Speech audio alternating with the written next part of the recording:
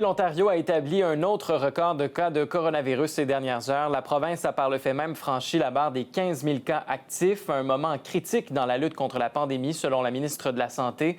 Et Colin, l'Ontario a aussi fracassé son record de tests de dépistage effectués en une journée. Oui, plus de 59 000 tests de dépistage qui ont été complétés. On se souvient, l'objectif, c'était 50 000 par jour. On voulait augmenter en décembre. Vraisemblablement, c'est le cas. Le petit bémol ici, c'est qu'il y a plus de 63 000 tests qui sont en attente d'analyse dans les laboratoires. Donc, on a encore beaucoup de tests à développer, à analyser. Bref, tout ça pour vous dire qu'il y a beaucoup de régions où on voit que les cas augmentent. C'est pas seulement à Toronto et les banlieues, parce qu'on en parle depuis plusieurs semaines quand même. Il y a plusieurs régions dans les prochains jours qui vont changer de couleur. Je fais évidemment référence à Thunder Bay qui va passer au orange, Haliburton et Middlesex London qui vont passer au jaune. Bref, on voit que le virus s'étend un peu partout, mais il y a aussi une région aujourd'hui où on a battu un record, c'est la région de l'Est ontarien pour le nombre d'infections en une seule journée. Et vous allez voir, les gens de là-bas sont un peu inquiets. Ça, là, c'est valide. C'est pas fake, c'est pas fake news. Si le monde ferait ça, mais peut-être on aurait pu avoir la famille pendant les fêtes. Ça m'inquiète pas tellement parce qu'avec les vaccins et tout ça qui s'en viennent, disons qu'on se base un petit peu là-dessus pour sortir et puis on a un petit peu plus confiance. Ça nous fait du souci. On espère que ça continuera pas, surtout et qu'on n'aura pas besoin de se reconfiner beaucoup plus. Oui, parce que pendant que les cas augmentent, on remarque aussi que les autorités ont du mal à faire appliquer les règlements.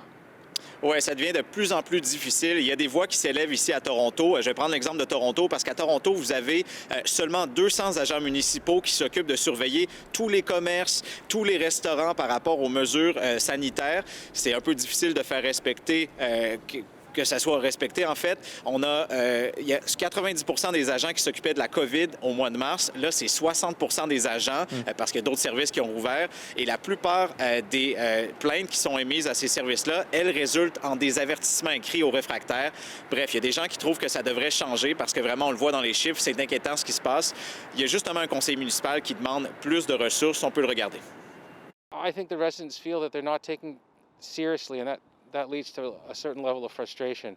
And, they're entitled to get their complaints addressed. Et justement, la question qui demeure, c'est de savoir c'est quoi la meilleure façon de faire appliquer les restrictions. Et certains croient que les amendes, ça ne fonctionne pas.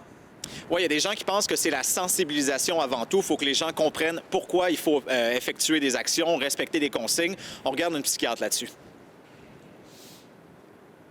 Alors, je ne crois pas que ça marche.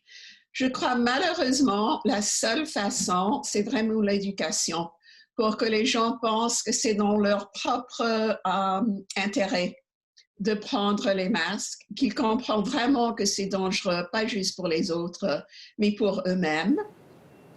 Alors voilà, Gabrielle, à l'approche des fêtes, il va falloir se ressaisir pour aplatir la courbe. Voilà, merci beaucoup, Colin.